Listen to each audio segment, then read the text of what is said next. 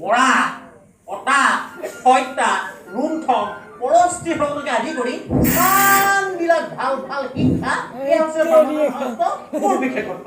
এই বাছা পৰাটো শূন্য কবিৰে তুমি যাতে ভুলতো হৈ নাম উচ্চাৰণ নকৰা।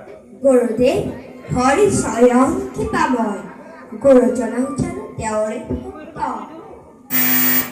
এই বাছা পহলা প্ৰকৃততে তুমি কোৱা কথা সত্য সত্য। পিছে এইখন দৈত্যপতি হিৰণ্যকশিপুৰ ৰাজ্য এই আমি হলো দৈত্যগুৰু শুক্ৰাচাৰ্যৰ পুত্ৰ। এই যদিও নহ'ল বিশিষ্ট পুষ্ট মহাৰাজে আমাক দিছে এই গুৰু দায়িত্ব। আৰু সেই তোমালোকৰ নিচিনা শিক্ষকসকলক জনাব লাগিব প্ৰকাণ্ড দৈত্য।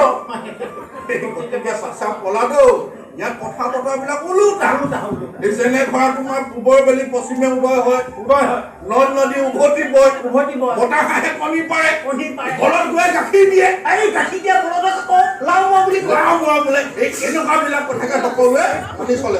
সেই বাছা পলাদৌ আজিৰ পৰা তোমালোকে এনেকুৱাবিলাক কথাকে মানিছে চলিবা। বাছা পলাদ আজিলৈকে তুমি যি হৰিনাম ল'লা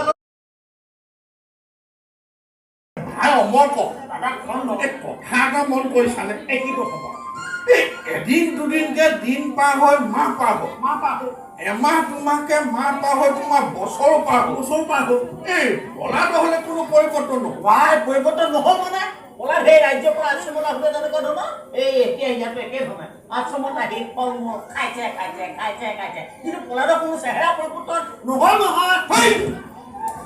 মই সেইটো পৰিৱৰ্তনৰ কথা কোৱা নাই নহয়। আকৌ কি কৈছে?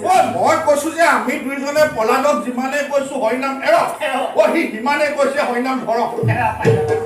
আমাক কিহে কথা ক'ব নোৱাৰো ই মুগ্ৰহে লগিয়া ঠিকনা নাই।